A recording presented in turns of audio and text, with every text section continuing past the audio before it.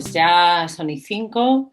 Buenas tardes a todo el mundo. Bienvenidas a una edición más de los lunes del Patrimonio Mundial, que como sabéis es una serie de webinars que hacemos todos los lunes últimos de mes y que dedicamos a estos temas y que viene coordinado desde la Comisión de Patrimonio Mundial del Comité Nacional de ICOMOS y cuya organizadora es Mónica Luengo, que nos acompaña también esta tarde y a la que agradecemos la oportunidad de estar aquí todos nosotros. Bueno, yo soy Alicia Castillo, como sabéis, y hemos preparado esta sesión con ponentes de varias partes de nuestro territorio, pero también algún compañero internacional que voy a pasar a introducir brevemente.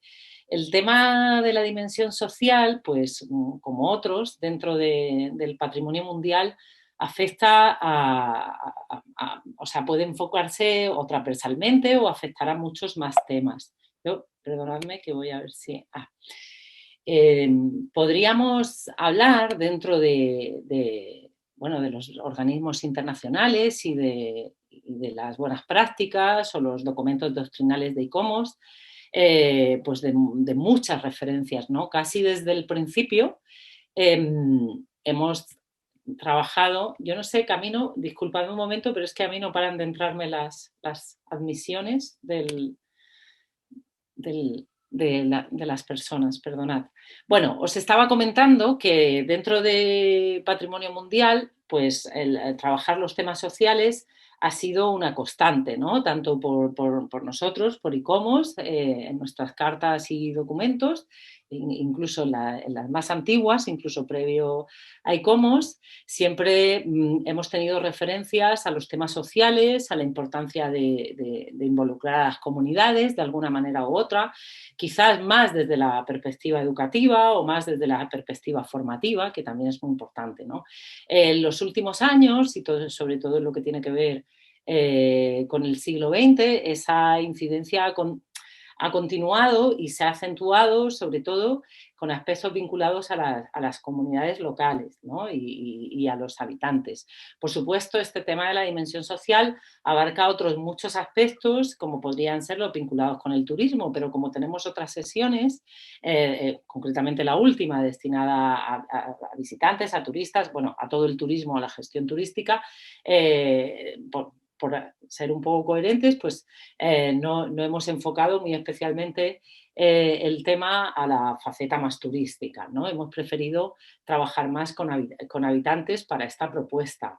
Aunque, como digo, podríamos citar muchos documentos doctrinales y demás, coherente a que nuestras sesiones sobre patrimonio mundial y siguiendo un poco en este sentido la oficialidad, nos vemos muy reflejados tanto en la propia convención, ¿no? Donde hay referencias directas, ¿no? A la importancia de la vida en la comunidad, en todo el proceso de declaración, donde también se exigen y se hacen, se le da un peso importante, ¿no? O debería dársele, otra cosa esto es el marco teórico, ¿no? A la aprobación o a la conformidad de habitantes, de las personas que se relacionan con los sitios.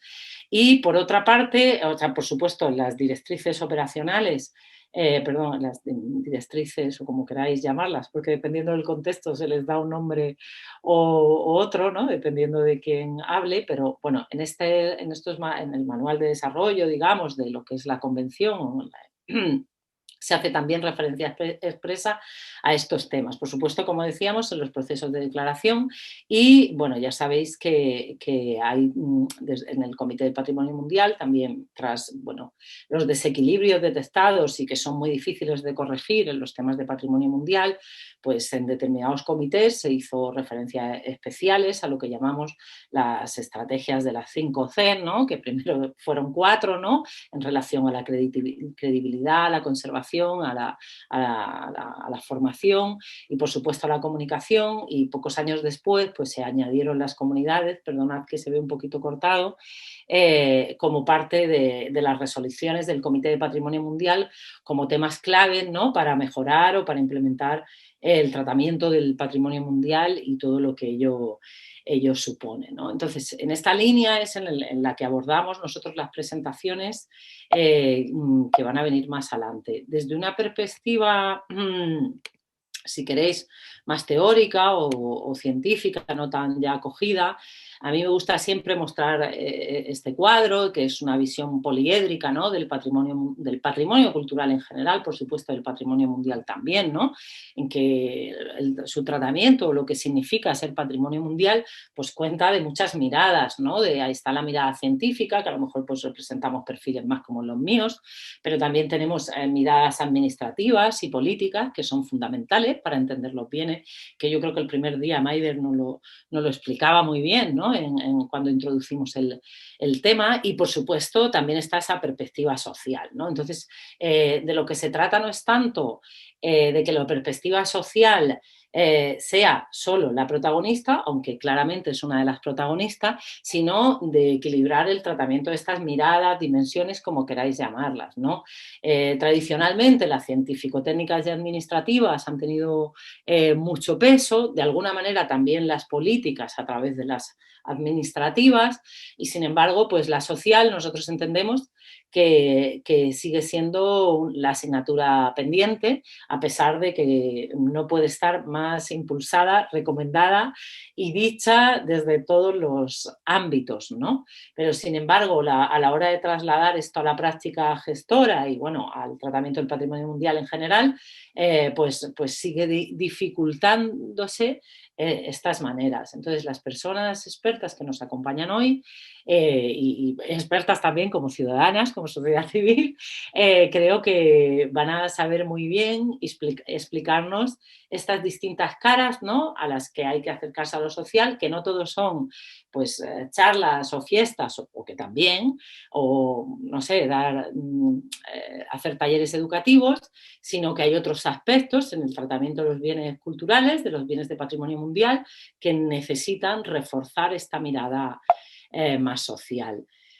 En este sentido, yo dejaba en la mesa, antes de introduciros a los ponentes, y disculparme que es lo último que voy a hacer, pero me parecía que así cogía más coherencia y los voy a ir introduciendo uno a uno, pues yo lanzábamos desde ICOMOS España algunas preguntas, ¿no?, que nos parecían atractivas para el debate o enriquecer la charla de las personas que van a hablar hoy aquí, que van a compartir su experiencia con nosotros, ¿no?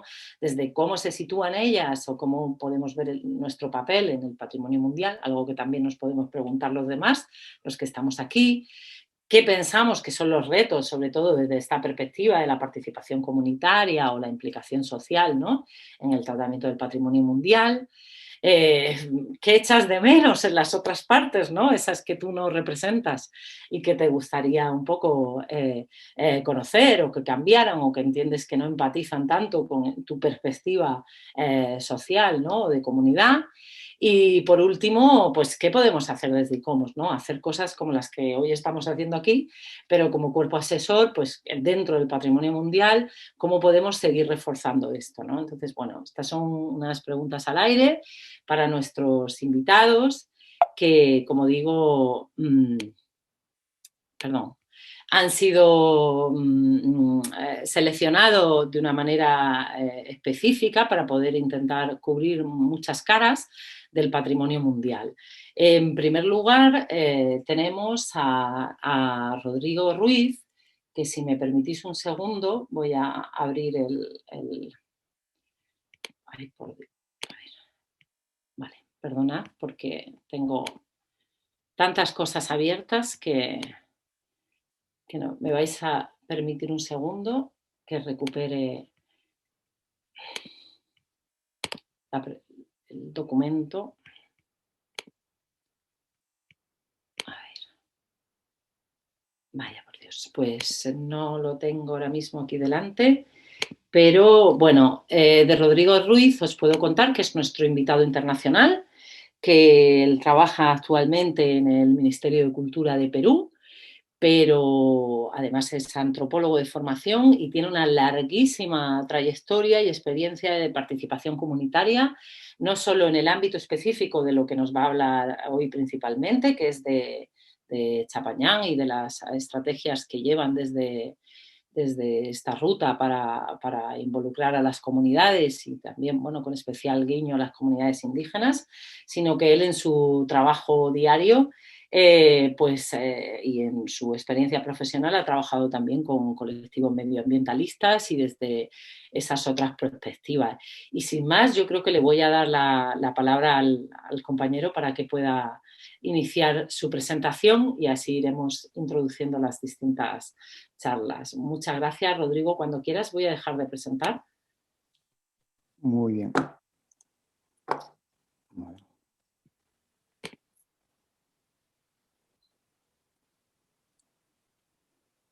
Un segundo para poner la presentación.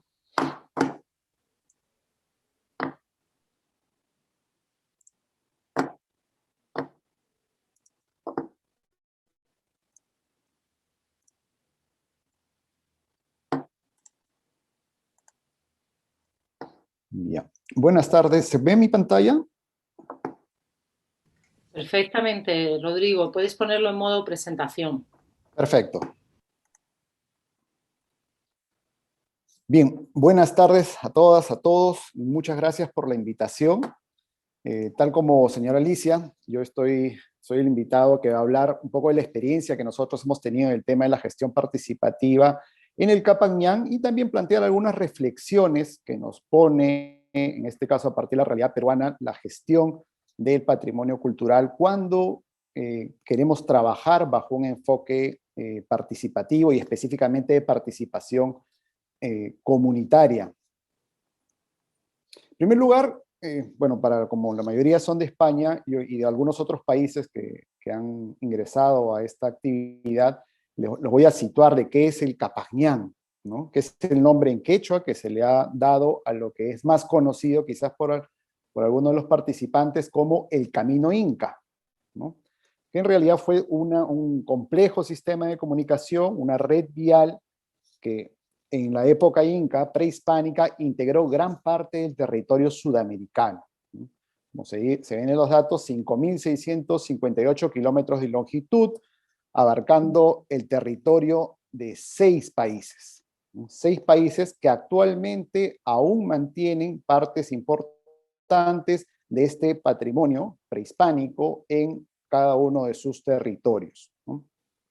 Esta gran infraestructura caminera que no solo estaba integrado por un camino, sino también por toda una serie de infraestructuras administrativas, religiosas, ceremoniales, que integraban todo este llamado imperio del Tahuantinsuyo, ¿no? Argentina, Bolivia, Chile, Colombia, Ecuador, que comparten este patrimonio mundial. Este que ahora es patrimonio mundial, ¿no? Más de 25.000, según los cálculos, entre 25.000 a 30.000 kilómetros de caminos, ¿no? Muchos de ellos que aún continúan en existencia en diferentes niveles de conservación. Dada la importancia de este patrimonio, el Estado peruano desde el año 2001 inicia un proceso de trabajo, de investigación y se dan una serie de dispositivos y normas para que el Estado peruano, a través de ahora el Ministerio de Cultura, pueda hacer esta labor, ¿no? Frente a este importante patrimonio, que es el patrimonio más extenso que tenemos en nuestro país y uno de los más extensos del mundo, dadas las dimensiones que les he mencionado. Es así que en los años posteriores, a partir del impulso del Perú, los otros países que también tienen este patrimonio en sus territorios, a través de sus presidentes, firman la declaración conjunta en el marco de las reuniones del llamado Grupo de Río, ¿no? 6 presidentes firman y se comprometen a que sus respectivos equipos técnicos de los diferentes países trabajen por la recuperación, investigación, puesta en valor de este bien patrimonial. Bien, a partir de estas iniciativas, los países se reúnen, empieza todo un trabajo coordinado entre los equipos especializados de los países para llevar adelante la declaratoria como patrimonio mundial de este bien, ¿no? Y es así que después de un trabajo multidisciplinario que plantea toda una serie de dificultades, dado no solo las diferentes ubicaciones en los territorios del Capañán, sino en la diversidad de los equipos técnicos, la diversidad de normativas y diferencias normativas que hay en cada uno de los países respecto no solo a la gestión patrimonial en general, sino también a la participación ciudadana o participación comunitaria en específico. Sin embargo, este arduo trabajo de alrededor de 10 años desembocó en desarrollar un expediente de candidatura a la Declaratoria de Patrimonio Mundial. Y es así que el año 2014, ¿no? en las reuniones del Centro de Patrimonio Mundial, específicamente en Qatar, el Capañán fue declarado como un bien multinacional de los 6 países y es patrimonio mundial desde el año 2014, desde junio del 2014. Ahora, todo este trabajo coordinado entre países no termina, obviamente, con la nominación, sino que continúa con diferentes intensidades, con diferentes características según las realidades y posibilidades de los países, según las normativas, según los avances en la gestión pública y la gestión participativa de cada uno de los países, ¿no? No podemos decir que hay un avance estándar entre los países. Cada país está manejando sus propios ritmos, manejando sus propias posibilidades para estos procesos de gestión y específicamente para los procesos de gestión participativa respecto al bien. En este caso yo voy a ser específico con lo que ha sucedido en el Perú, ¿no? A partir de, si bien tenemos un sistema de gestión internacional construido durante estos 10 años que ha sido aprobado por UNESCO y que de alguna manera nos ha brindado el marco para poder hacer énfasis en la gestión participativa, porque este sistema de gestión internacional de los 6 países hace mucho énfasis en la gestión, hace mucho énfasis en la participación, sobre todo de las comunidades indígenas, ya que este patrimonio, este camino y todos los sitios arqueológicos asociados principalmente están en territorio de comunidades campesinas o indígenas en zonas rurales de nuestros países, ¿no? Y en el caso del Perú, la mayor parte, los mejores bienes están en territorio de comunidades. Bien, nuestro ámbito de intervención, ya aquí vemos el mapa del Perú con algunos puntos resaltados de las áreas de intervención, es bastante grande. La mayor parte del camino Inca está en territorio peruano, miles de kilómetros, cientos de sitios arqueológicos asociados y un proyecto dentro del Ministerio de Cultura, el proyecto Capañán, encargado de cumplir todos estos lineamientos internacionales y además la normativa nacional de el cuidado de este bien cultural. Entonces, desde el año 2011, hemos hecho un trabajo progresivo en diferentes niveles de intensidad en 274 localidades, 117 distritos, 50 provincias, 18 regiones. Un trabajo muy complejo, muy difícil, no solo por la dispersión territorial, sino además porque la realidad del Perú es muy diversa en lo cultural, en lo ecológico, en lo económico, en los niveles de pobreza, en los niveles de infraestructura. Entonces, plantear un trabajo coordinado que responda a esa diversidad es complejo, pero también es un reto muy interesante de abordar, ¿no? Donde las realidades entre poblaciones que están en la zona costa son muy diferenciadas a las de la sierra, o dentro de una misma región, zonas más cerca a los centros urbanos y zonas alejadas de los centros urbanos, que normalmente en el caso de nuestro país tienen índices de pobreza muy altos, más del 3/4 partes de la población tienen índice de pobreza. La pobreza en nuestro país se mide por los ingresos monetarios, que haciendo el cálculo a euros son alrededor de 75 euros. O sea, todas las personas que ganan al mes menos de 75 euros están en niveles de pobreza. Tengamos en cuenta que muchas de las zonas en que nosotros trabajamos, los niveles de pobreza superan las 3/4 partes de la población, ¿no? Y eso está aunado a todo un contexto de deficiencias en las necesidades básicas de esas poblaciones. Ahora, para darles el contexto país, el año pasado, y eso es importante para pensar en la gestión específica del Capañán y del patrimonio cultural en el Perú, se publicó la Política Nacional de Cultura. Por primera vez en la historia de nuestro país tenemos un documento que hace un diagnóstico muy pormenorizado y además propone una serie de acciones para llevar adelante. ¿Por qué es importante tocar este documento? Porque el problema público que ha sido definido en nuestro país es el ilimitado ejercicio de los derechos culturales de la población. O sea, la mayor parte de la población del país, sobre todo los sectores pobres o excluidos, ¿no?, que es un porcentaje importante en nuestro país, tienen un limitado ejercicio de los derechos culturales, ¿no? Es importante también poner énfasis sobre qué son los derechos culturales o recordarlos, que es el derecho de toda persona a tomar parte, ¿no?, libremente en la vida cultural de la comunidad. Esto es acceder, participar y contribuir. No solo que puedan visitar un sitio arqueológico, un sitio patrimonial. O sea, no solo pueden acceder, sino que tienen que participar en los diferentes factores que están relacionados a la gestión de un sitio. Y también, como agentes de la sociedad civil, deben contribuir a esa vida cultural. a la gestión de este patrimonio, a la gestión y disfrute de este patrimonio. En ese sentido, esta política nacional nos dice que no solo es un problema sectorial, este limitado ejercicio de los derechos culturales, sino que hay toda una serie de factores estructurales que se relacionan a la historia de nuestro país, que crean esa base que limita el ejercicio de los derechos culturales. Entre ellos, por ejemplo, el factor de la herencia colonial. Justo este año, a pesar de la convulsión política que tenemos en el país, cumplimos 200 años de independencia. Esta estructura colonial reproduce racismo, paternalismo, desigualdad étnico-racial. Hemos tenido un proceso de violencia política muy fuerte hace 20 años, ¿no? Violencia interna. Luego hay factores también económicos y de capacidad de gestión estatal que son las causas de este limitado ejercicio de los derechos culturales, que van más allá de las posibilidades de los gestores culturales para afrontar estas diversas problemáticas que limitan el ejercicio de los derechos culturales. Sin embargo, obviamente tenemos que hacer gestión, tenemos que hacer una gestión participativa, sobre todo en un país que las políticas de desarrollo han excluido a gran parte de la población.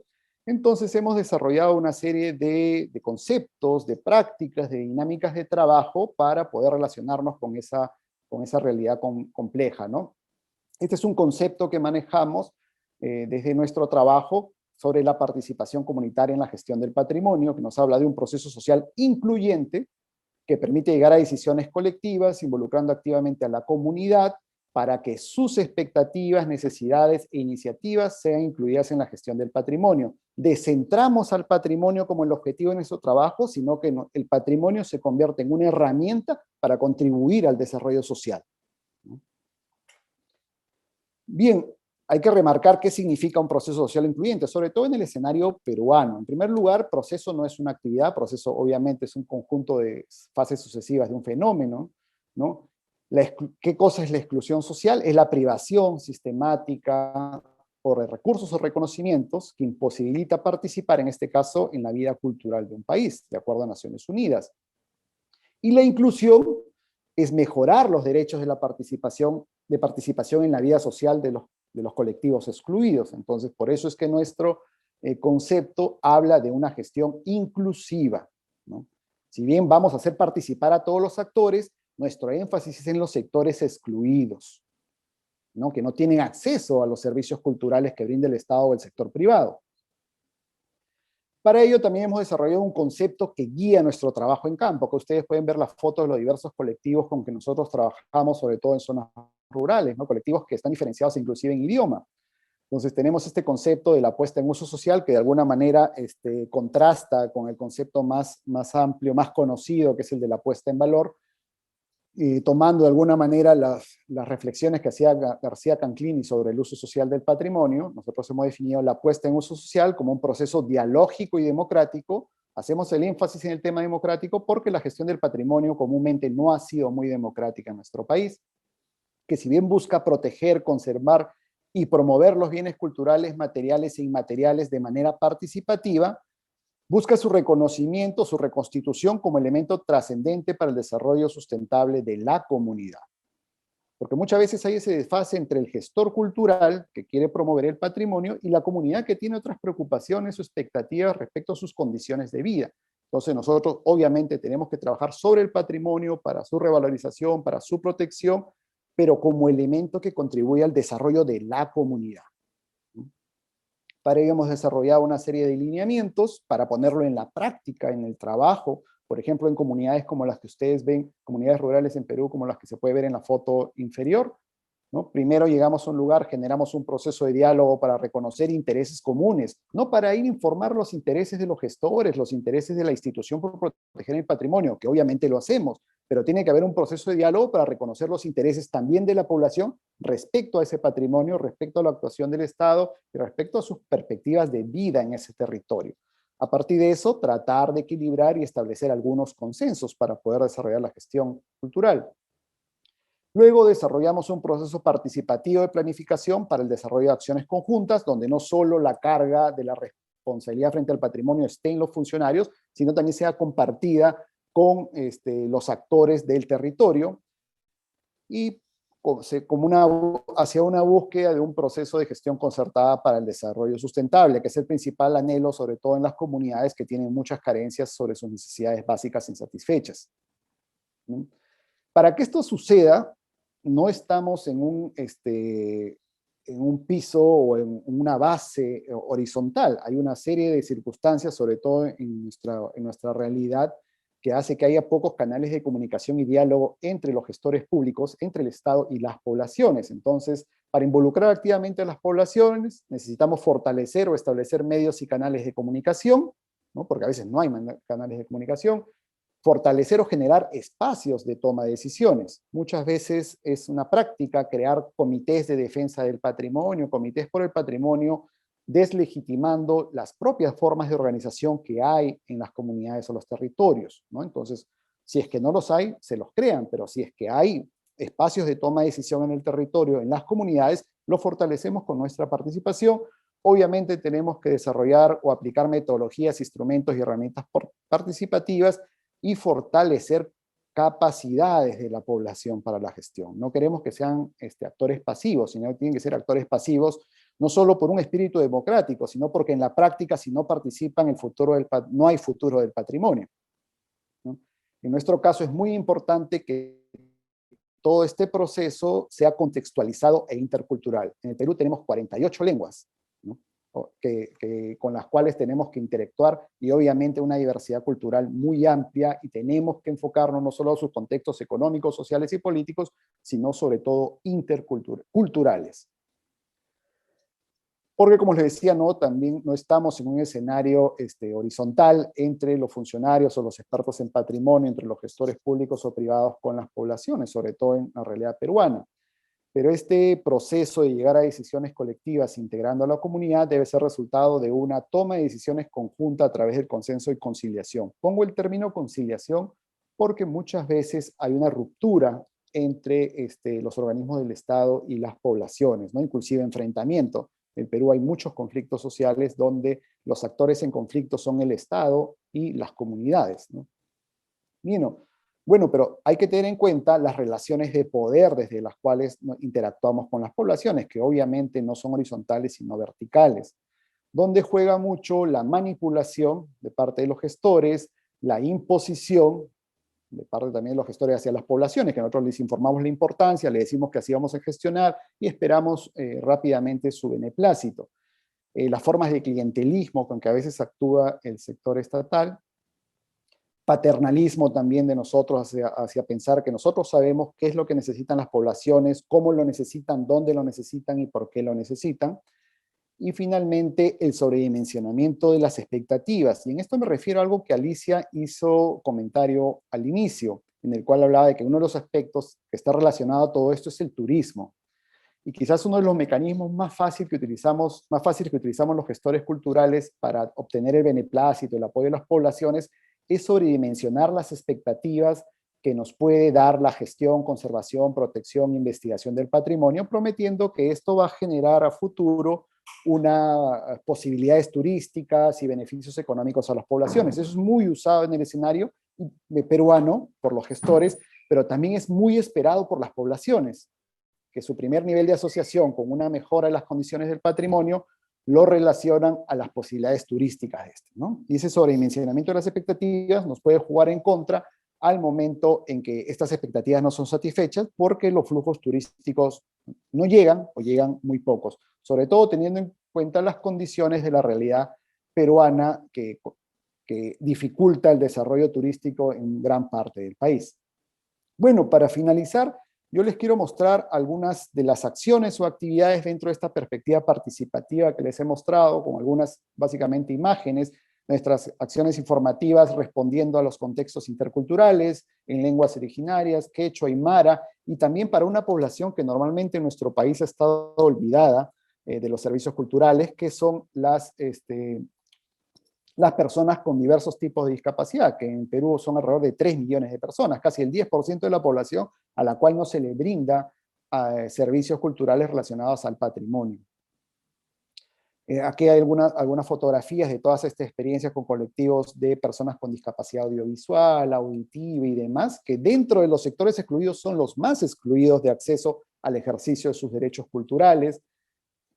También el desarrollar materiales que correspondan a esos diferentes colectivos y a su diversidad cultural o a sus discapacidades físicas, en braille, en quechua, en aymara. Sobre todo, utilicemos muchos materiales y herramientas audiovisuales, ¿no? Para trabajar con estos colectivos que tienen otros idiomas diferenciados del castellano. También promovemos otro tipo de acciones, ¿no? Que no solo estén relacionados a proteger el patrimonio y a visitarlo, sino a disfrutarlo y usarlo de acuerdo a los contextos culturales de cada zona, de cada territorio. Acá pueden ver cómo la población está en celebraciones, en actividades, caminatas, festivales, usando su patrimonio, ¿no? Porque el aseguramiento de la conservación del patrimonio no es una legislación punitiva, es que la gente reconozca ese patrimonio, le encuentre un sentido, ¿no? No solo para su disfrute, sino también para sus perspectivas de desarrollo y mejoras de calidad de vida. Una serie de actividades, y una muy importante que con eso culmino, en el caso de Perú normalmente la protección, la zonificación, el establecimiento de espacios intangibles para la protección del patrimonio ha sido una imposición, lo cual ha causado mucho conflicto a través del tiempo. Ahora se está trabajando bajo, no a nivel de todo el país, sino se están trabajando diversas experiencias en la cual las medidas de protección, los polígonos de protección del patrimonio se vienen trabajando con las comunidades para que ellos lo conozcan, lo reconozcan y contribuyan a su protección y no sea una imposición que finalmente genera conflicto al limitarse el uso del patrimonio y los territorios adyacentes respecto a sus actividades tradicionales de sustento. Bien, y dentro también de la articulación con diversos actores es fundamental. El sector cultura siempre es común que tenga escasez de recursos, que tenga escasez de posibilidades. Entonces, si nosotros no articulamos, no solo con las capacidades estatales, sino también la sociedad civil o el sector privado en la medida de lo posible, es muy difícil que planteemos una gestión integral del patrimonio. Bueno, termino allí y dejo algunas otras reflexiones quizás para la ronda de preguntas o comentarios que tengamos los expositores. Gracias.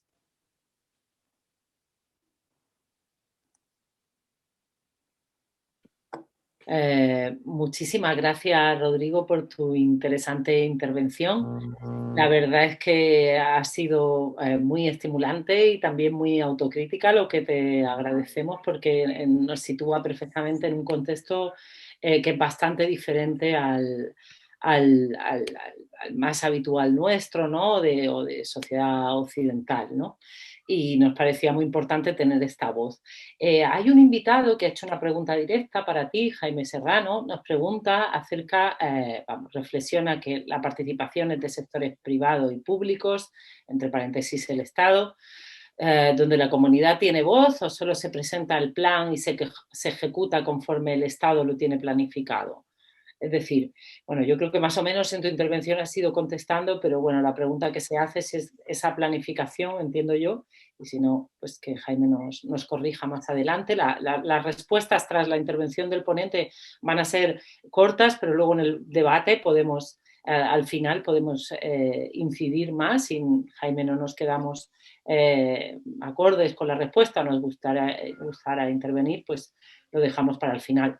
Rodrigo, no sé si puedes contestar brevemente a esto que pregunta. Rápidamente y concreto al interés de la pregunta. Lo que está viendo y lo que yo he comentado de todo este proceso participativo, estas experiencias, son cosas que se está haciendo en la gestión del patrimonio, no solo desde el proyecto Capañán, sino hay algunas otras iniciativas en que sí consideran un proceso participativo desde la primera presencia que tenemos en el territorio, ¿no? De consultar, de dialogar, de inclusive construir los planes o las intervenciones o los proyectos con participación de la gente. Diferentes niveles de participación. No voy a sobremencionar las capacidades de trabajo. Hay, como digo, diferentes niveles de participación de la comunidad, desde el nivel informativo y algunas tomas de decisiones hasta niveles mucho más profundos.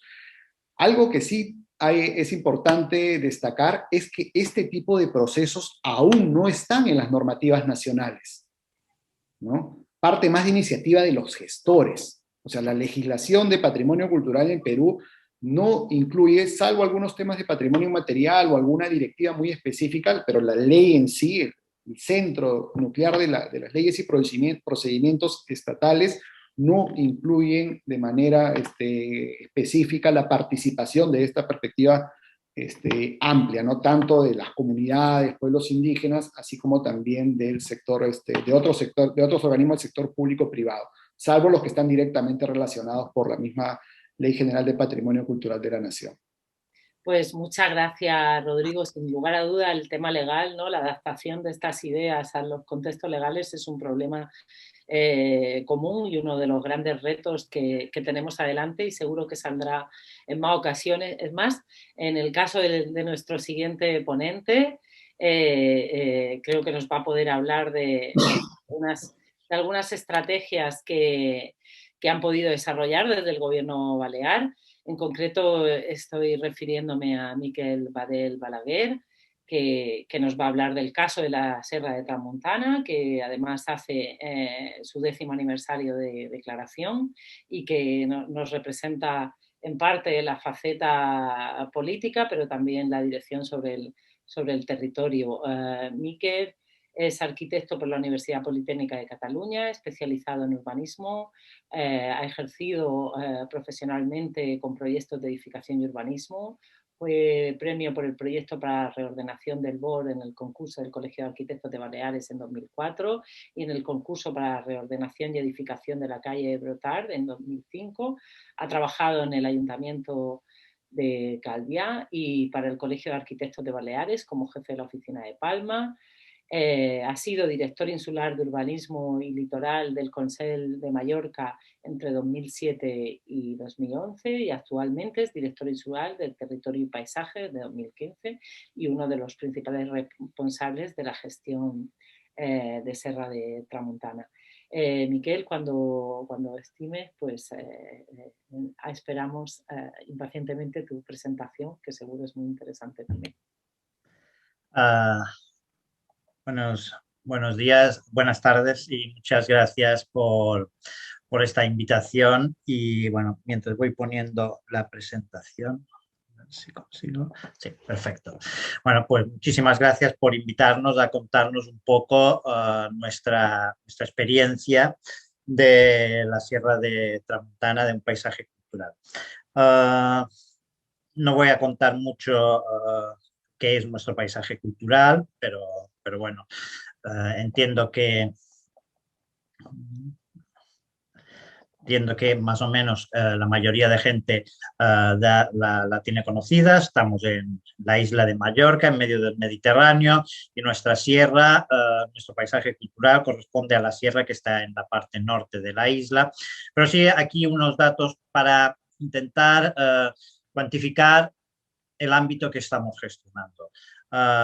Es una zona de 80-90 kilómetros por 15 de ancho, con 19 municipios, unos 134.000 habitantes, y esto ya empieza a darnos una dimensión de la complejidad que puede tener un proceso de participación o de participación ciudadana en la gestión de este bien. La Sierra de Tramuntana está reconocida por los criterios 2, 4 y 5, básicamente diríamos, por el sistema, por un sistema constructivo que es la piedra en seco, por este paisaje construido con bancales, por todo el sistema hidráulico que aportaron la cultura árabe y el sistema de ocupación territorial de la cultura cristiana.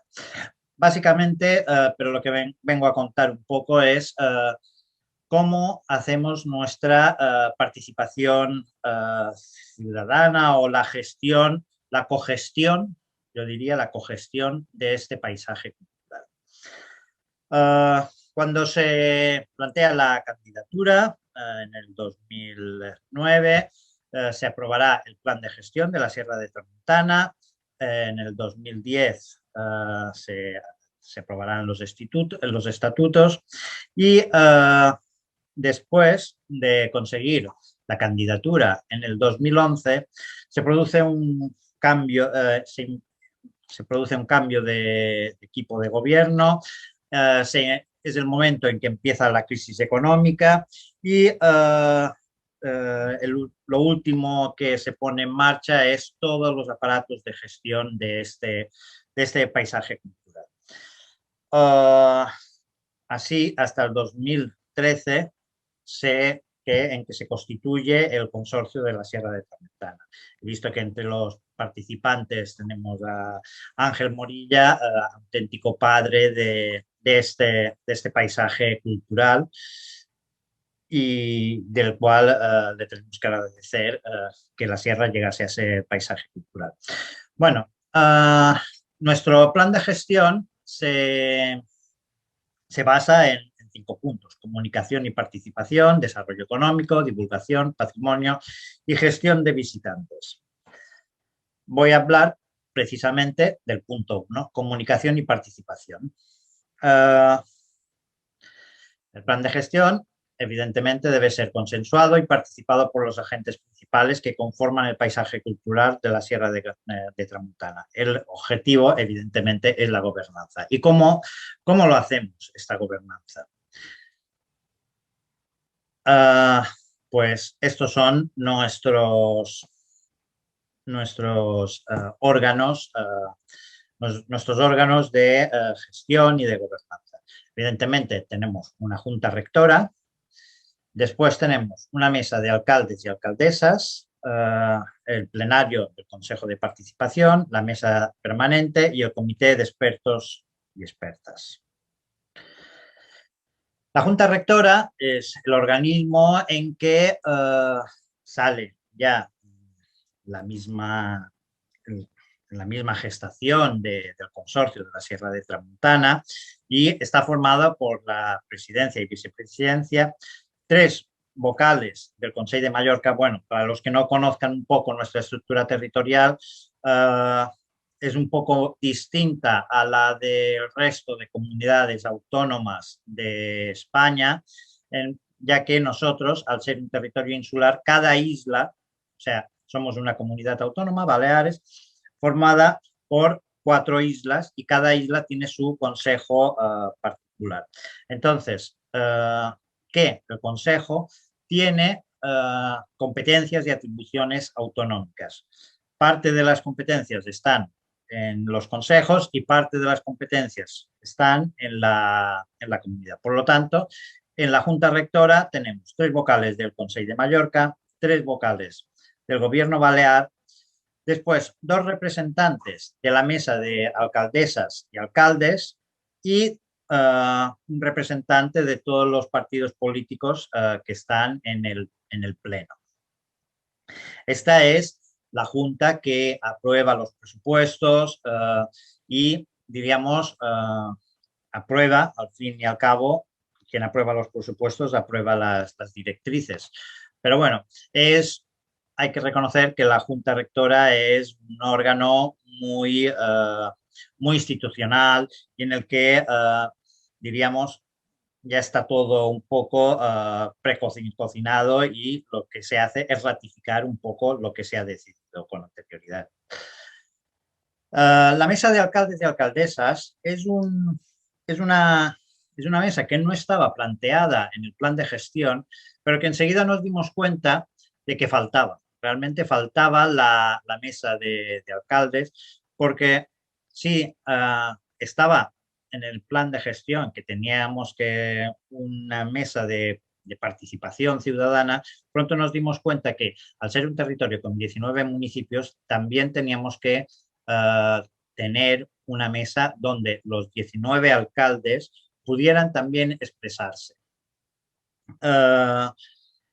Con los alcaldes nos reunimos unas 3 veces o 4 al año y se plantean también un poco la cogestión de toda la sierra. El Consejo de Participación, este sí que estaba definido en el plan de gestión y fue el primero en que se organizó cuando empezamos la última fase de la gestión de la Sierra de Tramuntana, porque, como he dicho, después de la declaración hubo unos años de impasse y después hubo unos años de reiniciar todo el trabajo que se había planteado durante la candidatura y que había quedado un poco congelado por el tema de la crisis y por el cambio de equipo de gobierno que se produjo. Durante el primer año en que estábamos nosotros en concreto, rehicimos un poco toda la participación ciudadana que se hizo para detectar a los agentes y realmente volvimos a constituir en una de las reuniones en que conocimos a Alicia que vinieron a la Sierra de Tramuntana precisamente después de darnos un pequeño tirón de orejas porque no se habían constituido aún todos los órganos de gestión de la sierra, pues pronto nos dimos cuenta de que este consejo de participación en el cual se convocaron a más de 144 entidades, al final eran unas 50 personas y era un organismo de muy difícil gestión para la gestión del día a día. Entonces, al final el Consejo de Participación se reúne 2 veces al año y se vuelve a convocar a todas las instituciones y a todos los organismos que participaron en el proceso de la candidatura, la cual yo también ya formaba parte. Y después de este Consejo de Participación, desgranamos lo que es la mesa permanente. Y este sí que es, podríamos decir, la mesa de trabajo en la que nos reunimos cada 2 meses, 16 organismos, más o menos los más activos de la sierra. ¿Qué organismos son estos? Pues serán 2 grupos ecologistas, Amics de la Terra y el GOP, que es la organización ecológica ecologista más importante de Mallorca, la Asociación de Grandes Propietarios de Finca, ASAJA, que representa el mundo agrícola, la Federación de Deportes de Montaña, estamos en una sierra, la Federación Hotelera de la Sierra de Tramuntana. Después, algunos representantes culturales, como pueden ser guías o propietarios de alguna finca que se visita. Itinerem, recientemente, que es una asociación que busca el fomento de las grandes fincas. También la Asociación de Custodia del Territorio, que también estaba recogida en el plan de gestión como una de las figuras fundamentales también para gestionar este territorio. Yo creo que la mesa permanente es nuestro órgano estrella y en el que trabajamos esto, cada 2 meses nos reunimos, vamos decidiendo un poco las líneas a seguir. Uno de los puntos fuertes del consorcio son las subvenciones que damos a propietarios para la rehabilitación de bancales y para la limpieza de fincas o recuperación de elementos etnológicos como pueden ser todos los sistemas hidráulicos, etcétera. Y con ellos pues estamos eternamente siempre discutiendo, vamos poco a poco perfilando cuáles son las líneas de subvenciones, las bases, cómo intentar mejorar para que estas sean más ágiles, más rápidas, lleguen a la gente que consideramos que tiene que llegar, etcétera. Y allí van apareciendo los problemas día a día. En este caso, por ejemplo, el de la foto es en el que invitamos al conseller de movilidad del Consell por uno de los temas que por ahora se está intentando solucionar, pero no conseguimos solucionar por la complejidad que tiene, que es, a lo mejor a la gente le sorprenderá, pero tenemos un problema de que la Sierra de Tramuntana es algunos días un circuito de carreras de moto. O sea, las curvas atraen a los motoristas y los motoristas parece que están todo el día de carreras y aquello es, parece un circuito en algún momento. Es complejo, es un tema que estamos trabajando y en este caso se estaba tratando este tema de las medidas que podíamos tomar. Otro de los puntos que ponía el plan de gestión era el comité de expertos. Este ha sido el último de los organismos de participación que hemos creado. Está formado básicamente por profesores de la Universidad de las Islas Baleares y algún que otro persona con conocimientos, como puede ser un miembro de ICOMOS, que Tomeudet, que también está en la mesa de expertos. Con ellos, por ejemplo, la función de la mesa de expertos es como un órgano consultivo, más técnico, más cualificado, en el cual, por ejemplo, hemos estado trabajando durante todo el pasado año en la realización de unos indicadores. De la última visita que tuvimos de ICOMOS, que vinieron Alicia y Miquel Landa, nos hicieron ver un poco la falta de criterios o de identificar, de tener un poco inventariado hacia dónde se dirigían nuestras políticas y cómo iba evolucionando la Sierra de Tramuntana. Bueno, pues con los expertos hemos estado realizando todos estos indicadores, que son indicadores desde poder cuantificar cómo está evolucionando la población de la sierra, dónde estamos invirtiendo el dinero en subvenciones, cómo está evolucionando la riqueza de la biodiversidad, si evoluciona o no el número de plazas turísticas, cuántos puntos de información o de la Sierra de Tramuntana están funcionando, los que no funcionan, los que faltan aún por desarrollar, etc. Y bueno, y estos son, diríamos, los representantes del comité de expertos. Más o menos esto vendría a ser la estructura de gobernanza que tenemos. ¿Cuáles podrían ser un poco, cuáles creo yo lo que nos falta un poco? Pues ahora estamos en el último trabajo en el cual estamos desde una de las asociaciones de la Sierra de Tramuntana. Se ha insistido mucho.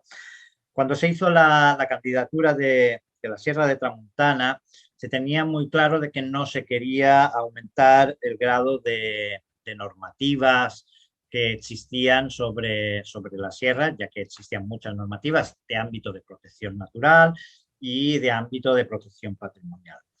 Y es cierto, es cierto. Pero también nos hemos dado cuenta de que algunos elementos, como el tema de la piedra en seco, que es básico y que también ha sido declarada patrimonio inmaterial por la UNESCO, no gozan de suficiente grado de reconocimiento legal,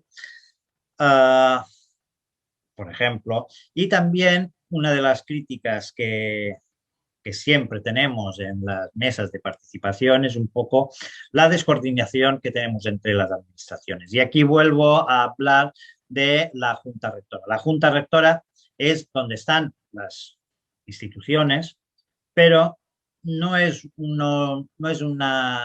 organismo eficiente para poder discutir los problemas. Allí se ratifican y se aprueban, pero los consejeros no están allí para discutir hacia dónde van o no hacia dónde van.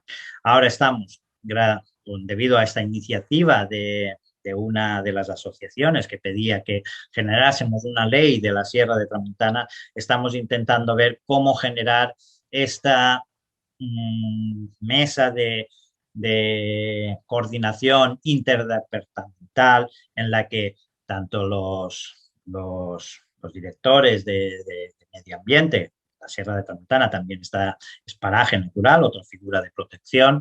Los directores de patrimonio, la Sierra de Tramuntana también está declarada paraje pintoresco desde el 72. El director o los directores que correspondan de patrimonio del Consell. Las distintas administraciones nos tengamos que reunir un par de veces al año también para definir y coordinar nuestras políticas y no pase lo que está pasando, que cada administración responde a sus esquemas generales y la Sierra de Tramuntana forma parte de una parte más de sus estructuras generales y no se siguen unos criterios propios que vayan en concordancia con nuestro plan de gestión. Más o menos esto es un poco la visión que yo quería dar de nuestra gobernanza o de nuestra manera de participar entre todos. Y creo que he cumplido más o menos el tiempo.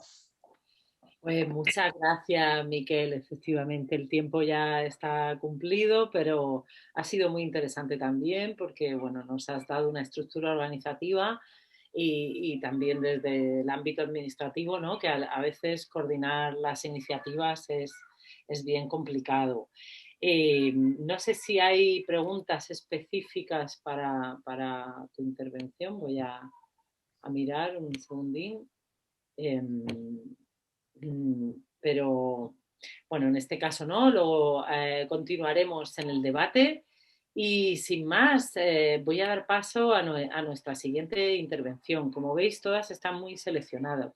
La doctora Ana Pastor está elegida por su vinculación al ámbito académico, al ámbito universitario y científico, pero obviamente ella comparte también otros espacios desde el activismo. Lo que pasa es que en estas charlas le hemos pedido que centre su atención en sus labores más profesionales y que nos dé esa visión también, que es otra visión social, diferente a la que a lo mejor las administraciones o la sociedad civil o otros sectores abordarían, ¿no? Ana es arqueóloga de formación y conservadora de bienes culturales arqueológicos, especializada en gestión del patrimonio y la conservación preventiva. Su reciente tesis doctoral se titula Conservación arqueológica social, etnografías patrimoniales en el barrio gótico de Barcelona. Su investigación se centra en el estudio de nuevos sistemas de conservación preventiva de los restos arqueológicos situados en el espacio público, teniendo en cuenta las necesidades de la sociedad y cómo éstas se equilibran con la preservación sostenible. Tiene amplia experiencia en la aplicación de técnicas etnográficas para identificar y describir las interacciones entre los diferentes agentes de abajo arriba en procesos participativos asociados al patrimonio en el contexto urbano. Actualmente ocupa un grupo de investigación postdoctoral en la Universidad de Barcelona vinculada al proyecto Cubarceri Deep Cities y es miembro de nuestra organización de ICOMOS España. Más que bienvenida, Ana. Estoy convencida que además nos vas a acercar al complejo mundo de las ciudades, que es un lugar donde la variedad social es amplia y también desde una dimensión social vinculada a los aspectos de conservación física, ¿no? Que parece que todo tiene que ser lo interpretativo, otro tipo de miradas, pero la conservación, sin lugar a dudas, está también muy vinculada a estos temas.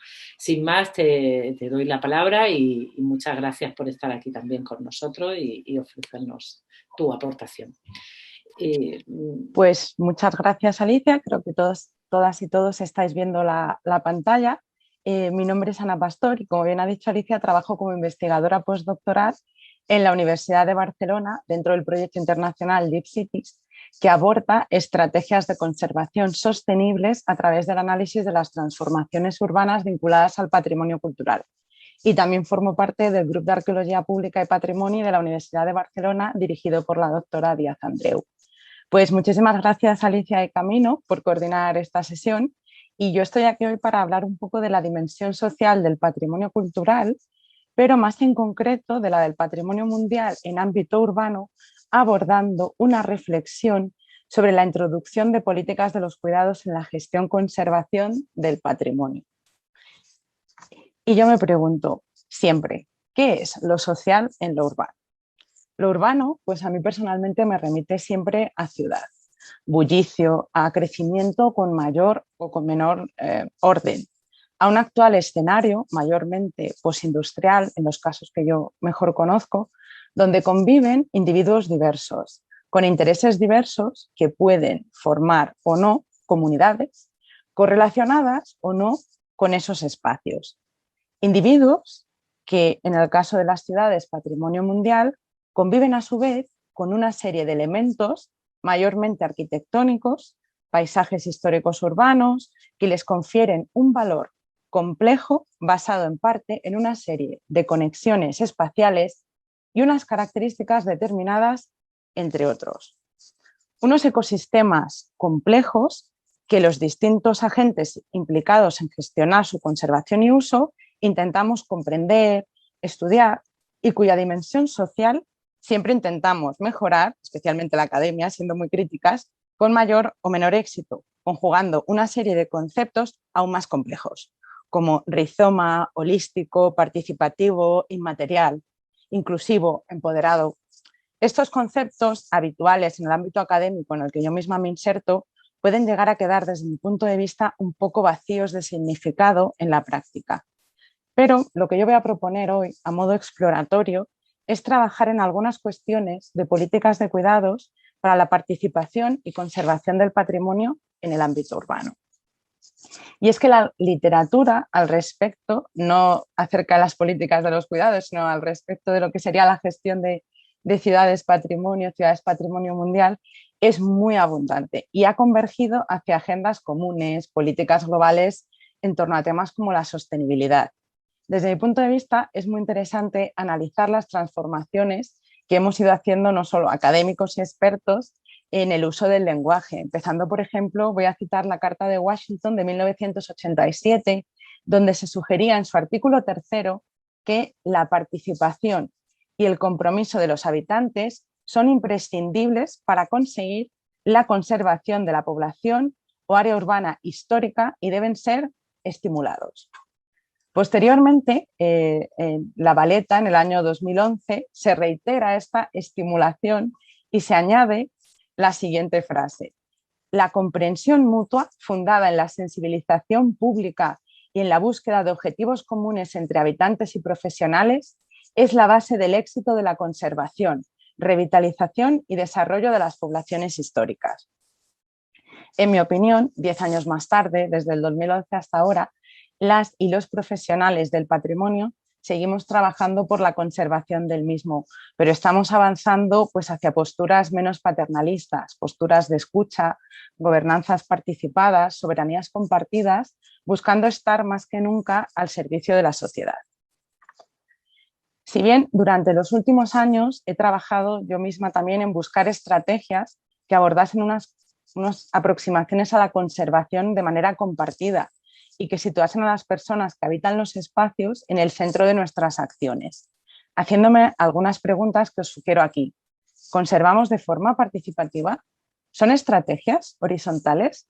¿Fomentamos los actores interesados estas dinámicas participativas y con qué fines? Porque en el caso de la academia a veces nuestro fin es muy extractivista. Somos unos extractivistas epistémicos, nos encanta analizar casos de estudio, sacar nuestras propias conclusiones y ser muy críticas. En este sentido, cuando empezamos a analizar la participación, como indica Alicia, muy académicamente en mi caso, nos empezamos a plantear a veces qué pasa con las no participantes, ¿no? Con las personas que debido a sus horarios no pueden asistir a las jornadas de participación, ¿no? A lo largo de los últimos años he trabajado con distintas metodologías etnográficas y he analizado distintos informes de trabajos de participación, buscando dar voz a estas no participantes. Y ya os digo, son estudios muy académicos que a su vez me han conducido a plantearme otra serie de preguntas, en parte asociadas a estudios de urbanismo con perspectiva de género, que os expongo a continuación para que podamos debatir.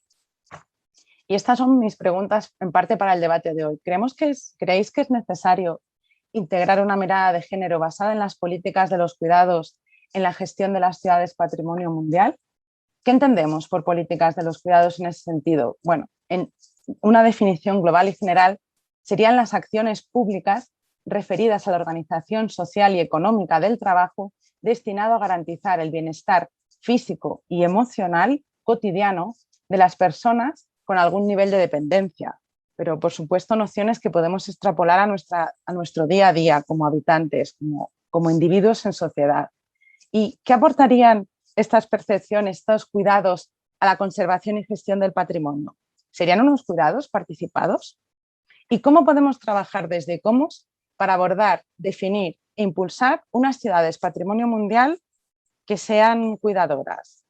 Las siguientes, diapositivas incluyen algunas de estas preguntas, así como una serie de propuestas, inspiradas en este caso por los trabajos llevados a cabo por el colectivo Punt 6 de urbanismo en Barcelona, que trabajan con temas de urbanismo en perspectiva de género. Y yo me digo, quizás estas ciudades patrimonio mundial, cuidadoras y habitadas por cuidadoras y cuidadores que cuidamos de estos espacios compartidos, podrían ser espacios donde generemos acciones en las que cuidamos de nuestro patrimonio entre todas y todos, de manera mutua, colaborativa, con una responsabilidad colectiva, donde iríamos difuminando las diferencias entre los espacios más productivos y los espacios reproductivos, repensando entornos pensados en los usuarios y en la diversidad de los mismos. Esto lo podemos hacer a través de localizar, acercándonos a los espacios localizados de manera diferente, a través de estrategias de diseño, de planificación de la movilidad, gestión y mantenimiento distintos, abordando la estructuración de los horarios de forma que el máximo número de personas pudiesen disfrutar de estos lugares. Integradas estas ciudades en un nuevo paradigma donde las actividades, los tiempos, se conciben de forma interrelacional y donde se asume que las personas que los habitan somos diversas y que además atravesamos situaciones personales distintas en cada momento. Citando a Blanca Valdivia, que forma parte de este colectivo, he añadido las palabras, por ejemplo, patrimoniales a una de las definiciones que ella da de lo que sería una ciudad cuidadora. Sería una ciudad que cuida los espacios públicos, patrimoniales, donde las personas perciben la seguridad de los espacios porque están bien señalizados e iluminados. Hay gente alrededor que puede ayudarte. Son visibles, sin elementos que obstruyen el paso o la visión de las personas. Vitales porque permiten el uso y desarrollo de diferentes actividades y promueven el apoyo mutuo. Cada espacio, insisto, esto agregado por mí, patrimonial, está pensado desde la vivencia de las personas que lo van a utilizar y cuidando las condiciones físicas y el mantenimiento y gestión del espacio para que cualquier persona pueda caminar tranquila a cualquier hora del día sin temor a que la acosen o la agredan. ¿Cómo actuarían? Y esto es una propuesta mía, reflexiva, académica. Las ciudades patrimonio mundial cuidadoras, pues quizás mitigarían las desigualdades sociales. Las estrategias de conservación se basarían también en los derechos humanos, igualdad, solidaridad, principios de igualdad, solidaridad y universalidad. Quizás también promoverían un desarrollo sostenible en sus tres versiones, ambiental, económica y social, y se gestionarían a través de enfoques holísticos, flexibles, abiertos, impulsados por y para las personas. Quizás estas ciudades patrimonio mundial cuidadoras fomentarían espacios donde todas y todos pudiesen participar buscando superar desigualdades sexo-género o la división social del trabajo y generarían una participación en la gestión del patrimonio, puede que sea más justa. Más propuestas. ¿Qué propuestas podemos hacer desde ICOMOS para aplicar, quizás empezar a aplicar de manera más proactiva estas propuestas de género, ¿no? de visión y perspectiva de género a la gestión de nuestras ciudades patrimonio? Pues confeccionando un grupo de trabajo multidisciplinar con especialistas en urbanismo, estudios de género a nivel internacional. Podemos generar nuevas redes de investigación proyectiva, revisando la documentación existente a nivel internacional, generando nuevas redes de trabajo con colectivos y asociaciones locales. Podemos revisar también nuestros procesos participativos actuales, incrementar la representatividad social de los mismos. ¿Utopía o realidad? Y aquí os dejo simplemente pues esta reflexión para que podamos trabajar, si queréis, un poco con ello en el debate desde la academia. Quizás he sido un poco más breve que el resto de mis compañeras y compañeros, pero bueno, como vamos un poco justos de tiempo, pues por mi parte esto sería todo. Muchísimas gracias a todos y a todas. Pues muchísimas gracias, Ana, por darnos una perspectiva más holística o, bueno, trasladarnos a la ciudad y, en definitiva, por dar esa visión, a lo mejor, bueno, pues desde las ópticas pues desde los laboratorios, diría yo, ¿no? Desde a veces cuando ponemos el microscopio, ¿no? en un tema, como hace la ciencia, y en este caso, pues la ciencia participada, que es lo que nos gustaría. Viene muy al hilo también todos los temas de los derechos y sociales, los derechos reconocidos, que también nos hablaba Rodrigo al principio, y cómo abordarlos en estos otros entornos. Sin más, voy a pasar, damos un giro, ¿no? De la academia, nos vamos a ir a la calle, nos vamos con Marta y con David. No podía faltar en una sesión como esta la voz de la comunidad local, de los habitantes, ¿no? Nos parece, y del asociacionismo y la sociedad civil en general, ¿no? Nos parecería una mesa muy coja si no tuviéramos esta voz aquí también representada. Y es por esto que contactamos con una de las asociaciones pues más activas y más luchadoras por los bienes del patrimonio mundial, como es la plataforma Mezquita Catedral de Córdoba. Bien, esta plataforma que habla de patrimonio para todas y todos se crea en 2000, hoy es una asociación, pero se crea como tal en 2013 por un grupo de ciudadanos diversos, demócratas, libres y preocupados por el patrimonio, organizados desde el activismo social, han logrado devolverle el nombre de mezquita al monumento y se ha erigido como institución ciudadana vigilante de lo que sucede tanto en la gestión como en la tutela de la Mezquita de Córdoba. En la sesión participan como ponentes, como ya os adelantaba, Marta Jiménez Zafra, que es licenciada en Historia del Arte por la Universidad de Córdoba, periodista especializada en comunicación y cultura. Durante más de 20 años ha dado voz a la cultura dirigiendo diferentes programas en Radio Córdoba, Cadena SER, colaboradora de Digital Cordópolis y de Canal Sur. Diversifica su actividad impartiendo talleres de oratoria y de comunicar con eficacia en el Máster de Gobierno y Gestión de la Ciberseguridad en la Universidad de Córdoba y en los programas Explorer y CISE del Centro Internacional Santander de Emprendimiento. Autora, junto a Elena Medel, del libro Córdoba 2016, El viaje a ninguna parte, de la biografía Joe Bill Murray, premio a SECAN al mejor libro de cine en 2017 y de la guía de Lonely Planet Córdoba de cerca. Por su parte, José David Luna Bermúdez es de Córdoba también, licenciado en Historia del Arte por la misma universidad y posgrado en Animación Sociocultural, Ocio y Tiempo Libre por la UNED. Ha trabajado como consultor en turismo y cultura y coordinado proyectos de formación y dinamización cultural para el Ayuntamiento de Córdoba, la Diputación Provincial y la Dirección de Cultura de la Universidad de Córdoba. Pero sobre todo lo que son los dos es ciudadana y ciudadano de Córdoba. Sin más, os doy la palabra y ansiosos también de oír vuestra intervención. Muchas gracias.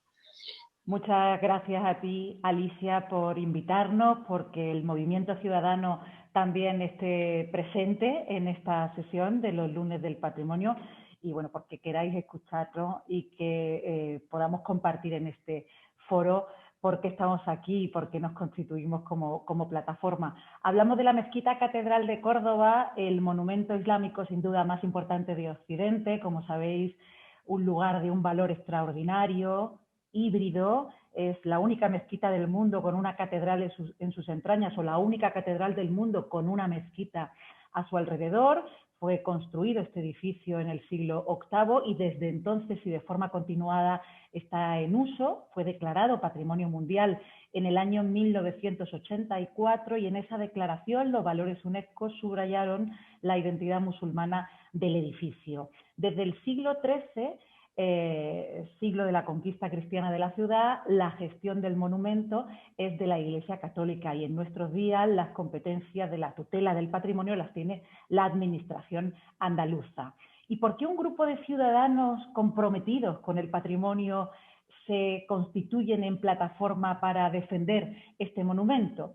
Bueno, pues hubo un par de impulsos. En el año 2006 la mezquita se privatiza, se inmatricula por parte de la Iglesia Católica. Hasta entonces muchos pensábamos, todos diría yo, que la Mezquita Catedral de Córdoba era un bien de dominio público, pero el Cabildo Catedralicio la inscribe en el registro de la propiedad. A partir de ese momento comienza una especie de apropiación simbólica del templo que culmina con el cambio de nombre. La mezquita siempre ha sido conocida como Mezquita de Córdoba o Mezquita Catedral y de repente pasó a llamarse, tanto en los folletos como en la señalética del edificio, Catedral de Córdoba. Nuestro papel desde entonces, desde el año 2013, en la arena del patrimonio mundial, ha sido vigilante y activista, por encima de todo, ciudadano. Hemos venido observando y venimos observando y denunciando una gestión que a nuestro juicio persigue amputar las señas de identidad originarias de este edificio en vulneración clarísima de los principios de autenticidad protegidos por la UNESCO. La coordinación y comunicación con los agentes implicados en el patrimonio, por nuestra parte, siempre es por las vías democráticas, fundamentalmente a través de la Oficina del Defensor del Pueblo Andaluz, en el caso de la Administración, y del movimiento ciudadano y de comunidad con respecto a quienes se comprometen con esta causa, que fueron muchos. Al principio logramos recabar 400.000 firmas internacionales, muchas de ellas a nuestro manifiesto originario. Cuando nacimos apoyaron esta causa personalidades de la talla del arquitecto Norman Foster o del escritor Juan Goytisolo. Más tarde, 100 académicos de 36 universidades de todo el mundo, excepto la de Córdoba, es curioso. También respaldaron un manifiesto de denuncia por la apropiación simbólica del monumento, entre ellos especialistas de la talla internacional de Pierre Guichard, Eduardo Manzano, Pascal Buresi o Maribel Fierro. Y le paso la palabra a mi compañero David.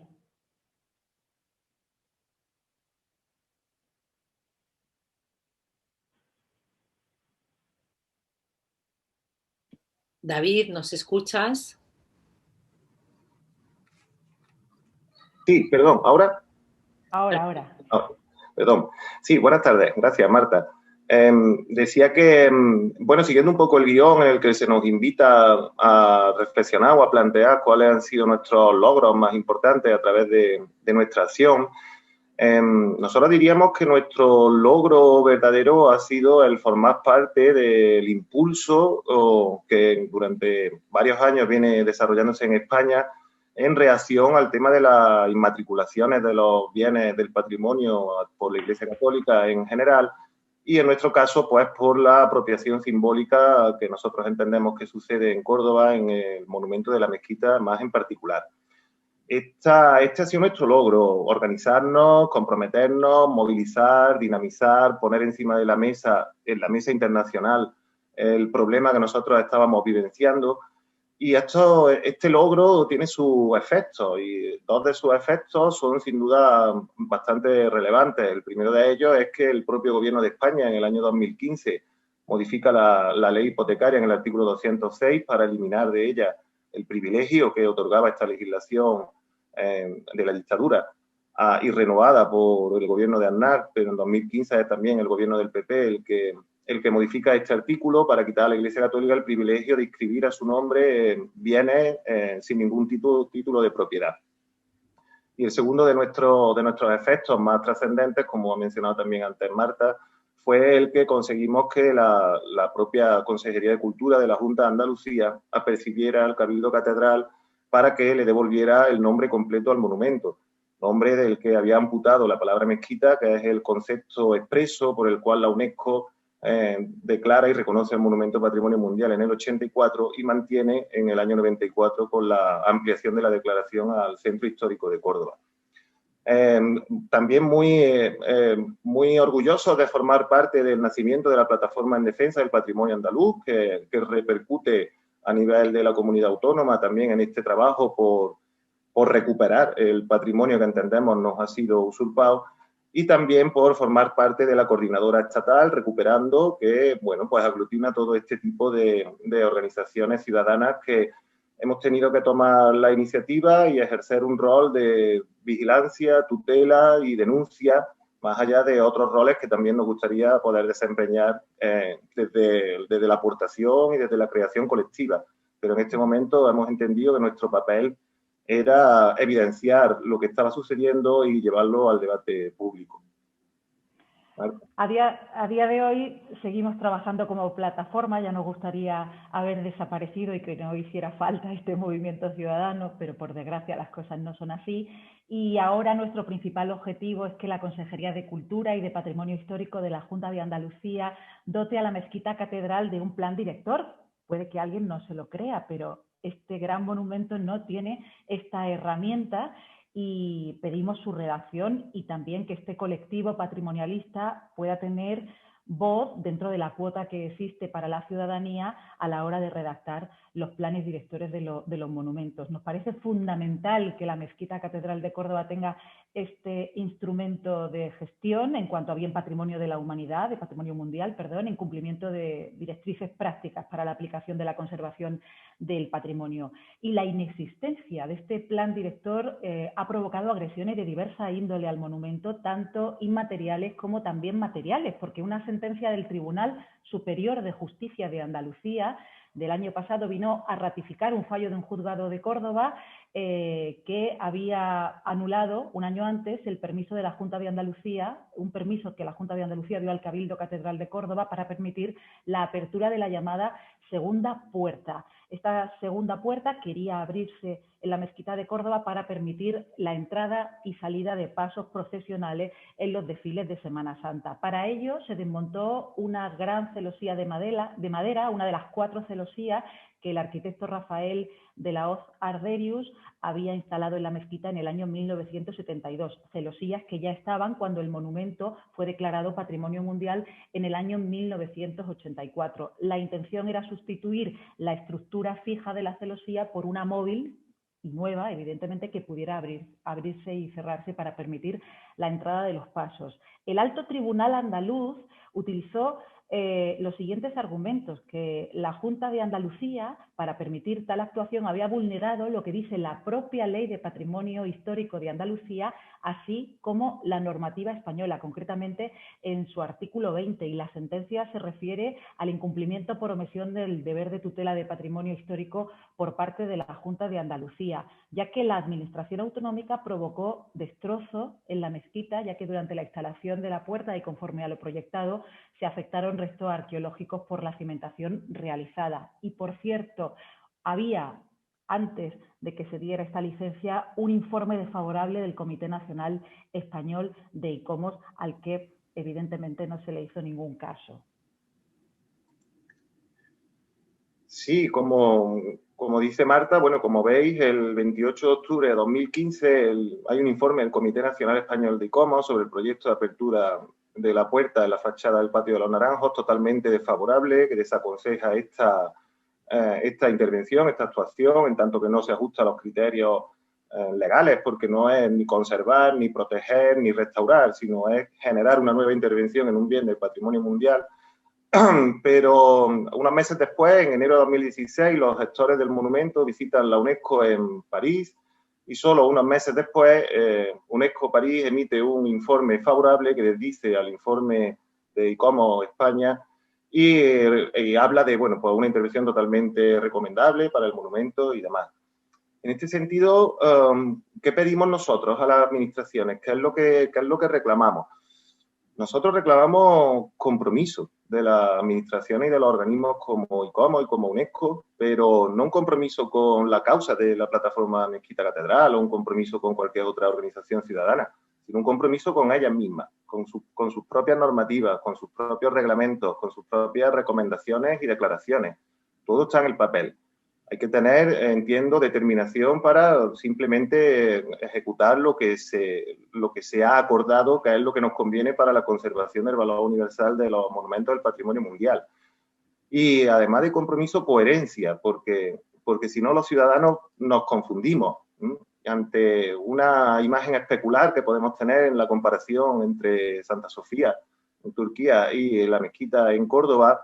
Bueno, pues vemos que UNESCO se muestra muy preocupada por la conversión de Santa Sofía en mezquita porque eso conlleva la anulación directa de su identidad de templo católico y cristiano, pero sin embargo UNESCO respalda la gestión de la Iglesia Católica en la mezquita cuando tenemos que desayunarnos declaraciones de esta índole del máximo responsable del organismo que tutela, que gestiona y sobre todo, muy importante, que difunde el monumento Patrimonio Mundial.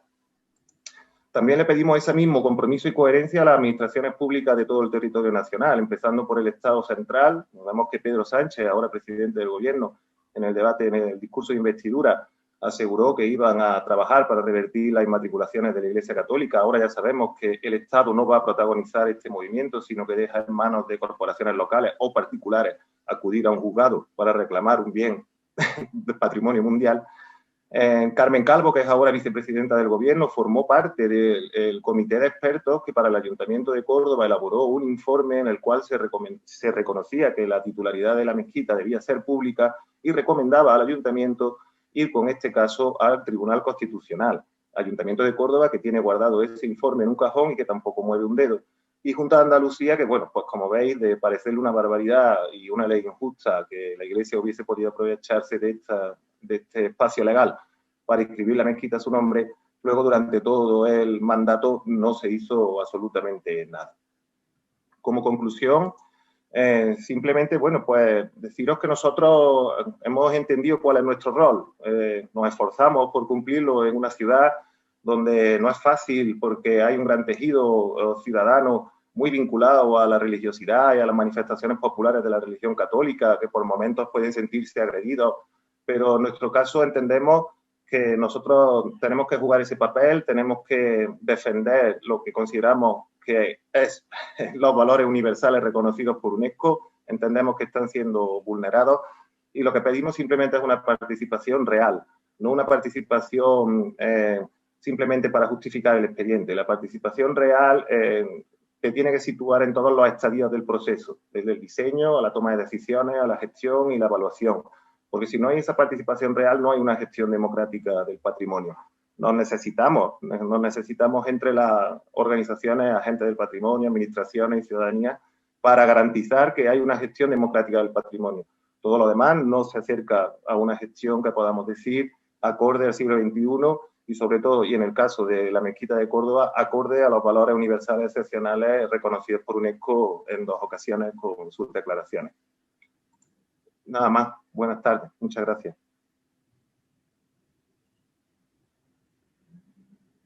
Muchísimas gracias, Marta, David, por vuestra, creo que también más que interesante presentación y con ella culminamos el recorrido por bueno, pues varios sitios y por la dimensión social del patrimonio mundial. Pero tenemos varias preguntas antes de abrir el debate.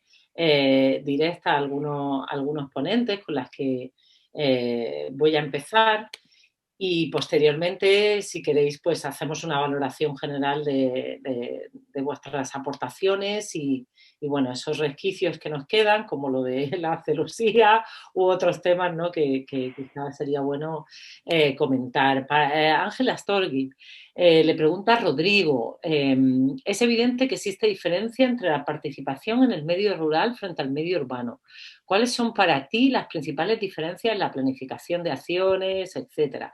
Es decir, cómo matizamos el trato, ¿no? Entre unas cosas y otras. Rodrigo, entre, vamos, un ámbito y el otro, cuando puedas. Bien, la diferencia, bueno, en primer lugar, es importante reconocer la diferencia, porque algo que se ve en la gestión del patrimonio, sobre todo en Latinoamérica, en el escenario peruano, lo que ha sido la experiencia de gestión del patrimonio, es que nosotros no hemos desarrollado una metodología propia, no hemos conceptualizado el patrimonio a partir de nuestra realidad. Hemos vivido de lo que se ha hecho en Europa, en España, algo de México, un poquito de Colombia, que tienen mayor trayectoria en el tema de gestión cultural, y eso, o sea, ni siquiera la creación propia en el caso del Perú, sino esas experiencias, esas conceptualizaciones, esas formas de mirar el patrimonio, la hemos aplicado de manera indiferenciada, sin reconocer esa diferencia, por ejemplo, a la cual les va la pregunta, de que los ámbitos rurales, sobre todo en el caso del Perú, son bastante diferenciados, ¿no? Por eso dentro de la metodología nuestra, esto de la puesta en uso social y los lineamientos de política, el primer ejercicio es establecer un proceso de diálogo para reconocer intereses. Parte de ese ejercicio de reconocimiento del proceso de diálogo es reconocer, por ejemplo, las formas de organización, que en los espacios rurales o espacios urbanos son diferenciadas. Para nosotros es más fácil trabajar, en algún sentido es menos complicado trabajar en espacios rurales, donde aún subsisten las comunidades campesinos indígenas. ¿Por qué? Porque las formas de toma de decisión están centralizados en las asambleas comunales, donde tú puedes ir, presentar, deliberar, informar y llegar a acuerdos o consensos. En los espacios urbanos, en muchos casos, las formas de organización colectiva son inexistentes, ¿no? Están más individualizados los espacios urbanos, por lo tanto, el trabajo es mucho más individualizado hacia las personas. Entonces, esa es, creo, la diferencia que nosotros vemos aquí. En los espacios urbanos puede llegar a ser más difícil y está más institucionalizada la participación por los gobiernos locales, ¿no? Por las formas institucionales y formales de participación, a que en los espacios rurales, donde hay menor presencia del Estado, hay formas de organización que corresponden a sus realidades y necesidades, y en este caso, para la gestión del patrimonio, nosotros son más convenientes, no solo porque tenemos un espacio de toma de decisión centralizado, sino también el tomarse decisiones de forma colectiva hace que los posteriores procesos de gestión sean canalizados a través de esos espacios de toma de decisión colectiva. Pues muchas gracias. No sé si por el tema del urbano, Ana, ¿quieres tú comentar algo por completar la pregunta, la respuesta, o pasamos a la siguiente pregunta? Pues yo creo que respondiendo luego a una de las preguntas que me han hecho, en parte voy a contestar, voy a enlazarlo con lo que ha comentado Rodrigo, o sea que si quieres podemos pasar a otra de las preguntas. Vale, perfecto. Pues la siguiente pregunta es para ti y efectivamente es de Marta Judith. ¿Qué tipo de estrategias han aplicado en la conservación en el ámbito urbano? ¿Podría darnos un ejemplo? Claro, en ese sentido es lo que le comentaba a través del chat. Sí, no, pero al contrario, puedo poner un ejemplo. Se trata de lo que he presentado hoy se trata de un trabajo muy exploratorio, realmente, en parte para buscar comenzar a hacer redes y trabajar en este sentido. Pero pensemos por un instante quizás en una muralla de un casco histórico, ¿no? De una ciudad, una muralla bien iluminada, por así decir.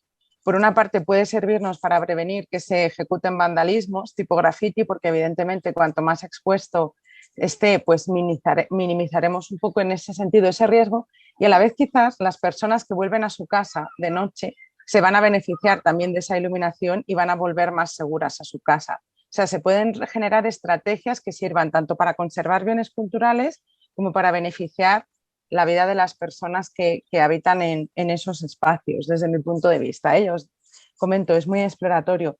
Y luego, por otra parte, otra de las preguntas que creo que me habían realizado a través del chat, no sé si la vas a leer, Alicia. Sí, gracias. Sí, también reconocemos a Jaime, que está muy participativo, que habla, te felicita, pues dice que es muy ilustrativa tu charla, por tus reflexiones. Habla de cómo se pueden sensibilizar a la comunidad, a los dueños de edificios privados, para que inviertan y se conserven, no afectando la ciudad patrimonio. Las autoridades permiten que se deterioren y luego autorizan su demolición. ¿Cómo se inciden estas acciones negativas a la conservación? Claro, o sea, aquí pienso, en mi opinión, que se abre un melón interesante, ¿no? En el sentido de que en las ciudades generalmente convergen muchísimos intereses, en este sentido, neoliberales, capitalistas, por así decir, donde además en muchos casos se utiliza el patrimonio no como excusa, pero sí quizás como un eje conductor de regeneración de ciertos espacios que posteriormente, bueno, pues dan lugar a gentrificación, turistificación. Y por una parte, claro, la mayor diferencia quizás, como comentaba Rodrigo, ¿no? Cuando trabajamos con patrimonio en ámbito rural con el ámbito urbano, es que el ámbito urbano forma parte de un lugar que es en muchos casos el espacio público y el derecho de las personas a habitar esta ciudad. Y por así decir, pienso que las dinámicas que nosotros realizamos, hablo desde el punto de vista de la academia, puede ser muy distintas a las que se realizan quizás en el ámbito rural, pero no tan diferentes, porque aquí también pues, cada vez se tiene más en cuenta, pienso, cuando generamos estrategias de patrimonio en ámbito urbano, de conocer cuáles son también los paisajes de tareas que se realizan también en las ciudades y tener en cuenta, ¿no? Lo que sucede en las plazas más allá de si ellas están declaradas quizás un espacio monumental o no. En ese sentido, claro, como usted dice, concienciar quizás lo que sería la inversión privada, ¿no? Porque esto son distintos niveles quizás de protección. Puede que haya edificios que sean únicamente de titularidad privada y quizás al no estar reconocidos por las autoridades como espacios, bienes culturales, etcétera, pues es muchísimo más complicado trabajar con estas personas, desde letreros de cafeterías en fachadas.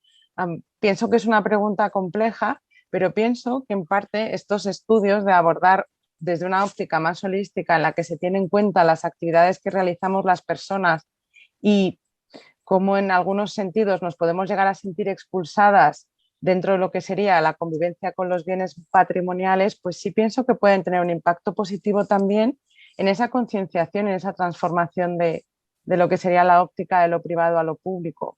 Creo que me he hecho un lío, ¿eh? No sé si he contestado muy bien a la pregunta. Yo creo que está más que contestada y bueno, son temas, Gracias. como bien decís, como también ha dicho Rodrigo, la escala, el contexto es determinante también a la hora de abordar todo esto. O sea, parte de lo que también queríamos con esta charla y queremos transmitir es la importancia del método y de la técnica, ¿no? O sea, me parece que lo social tiene una parte activa de sociedad civil, asociaciones, pero tiene toda una serie de partes técnicas que necesitamos reforzar y necesitamos seguir formándonos, porque la mayoría de gente que trabaja en patrimonio carece de buenas herramientas sociales, no toda, pero gran parte sí, ¿no? O sea, y esto pues está siendo un problema incluso para valorizar el tema en la medida que se merece. Tenemos una última pregunta de Maravilla Pérez que hace referencia, bueno, a uno de los temas que yo creo que más o menos se ha contestado, ¿no?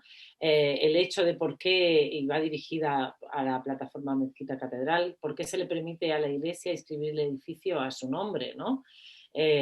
¿Cómo se puede, cómo ha podido ocurrir esto, ¿no?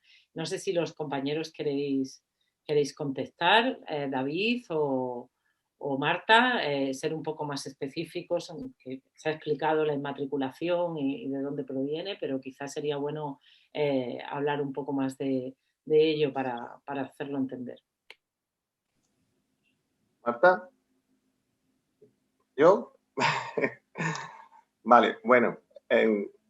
Bueno, sí, simplemente es fácil de comprender desde el punto de vista de que durante la dictadura franquista la ley hipotecaria reconoce a la Iglesia Católica como parte, de una manera expresa, ¿no? Como parte de la estructura del Estado y permite que esta entidad privada pudiera inscribir a su nombre todo tipo de inmuebles que no estuviesen registrados por primera vez. Es lo que se llama inmatriculación, cuando se registra por primera vez un bien inmueble en el registro de la propiedad. Todos los inmuebles, excepto los que tuviesen culto. Esto es interesante porque en este caso hasta el propio Estado franquista está reconociendo que las iglesias son un patrimonio estatal, que están a disposición de la población, en este caso nacional católica. Bueno, pero era un servicio que se suponía que se debía de aportar. Y la dictadura nunca permitió que la Iglesia Católica escribiera a su nombre en los templos de culto. Pero en el año 96, bajo el gobierno de José María Aznar, se modifica para que también puedan poner a su nombre los edificios de culto. Esto abre la puerta a que la jerarquía católica empiece a inscribir a su nombre, pues, desde la Mezquita de Córdoba, la Giralda de Sevilla, o la Catedral de Burgos, en fin, pasando por elementos muy importantes del patrimonio estatal.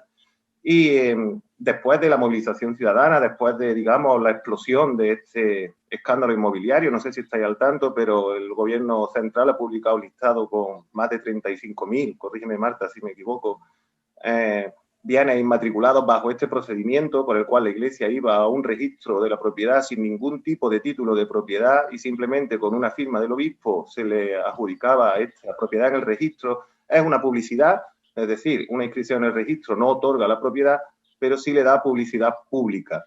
En el año 2015, como digo, después del movimiento ciudadano y después de la presión ejercida desde muchas entidades y organismos, el gobierno rectifica y lo que hace es que elimina ese privilegio de la Iglesia Católica porque era inconstitucional. Es decir, teníamos una normativa que asimilaba a los obispos con funcionarios del Estado. En nuestro caso, quizás pensamos también que puede formar parte de una estrategia, pues como el que echa una losa, ¿no? Porque al sacar esto de la legislación, ahora ya no se le puede recurrir a través de la legislación, ya no existe ese privilegio. Pero bueno, seguimos trabajando para que se revisen todas las inmatriculaciones, no solo desde el año 96, sino desde el año 48 hasta nuestros días, para detectar qué bienes han sido inscritos y le corresponden a la Iglesia y cuáles no. Porque sin título de propiedad no podemos decir que la Iglesia posea los templos, igual que el maestro no posee el colegio o el médico no posee el hospital.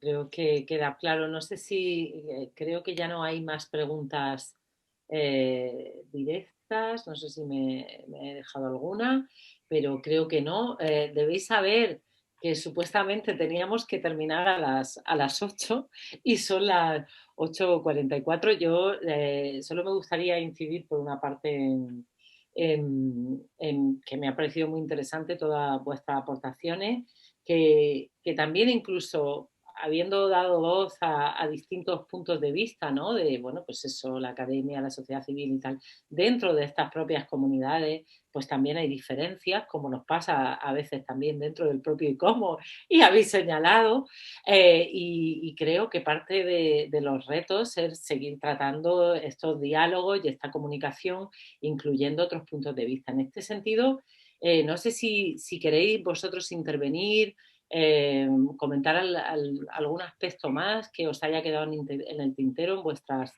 intervenciones, y si no, para cerrar, a mí me gustaría introducir la siguiente sesión y también comentaros una estrategia internacional que creo que viene muy a colación para este webinario y que en distintas veces habéis tocado. No sé si Miquel, Marta, no sé, Rodrigo, Ana, David, por supuesto, si os dais ya por contado, sé que podríamos estar horas aquí todos debatiendo, pero si os apeteciera comentar algo más, es el momento, tenéis la palabra, no sé, en principio todos ya contentos con la intervención.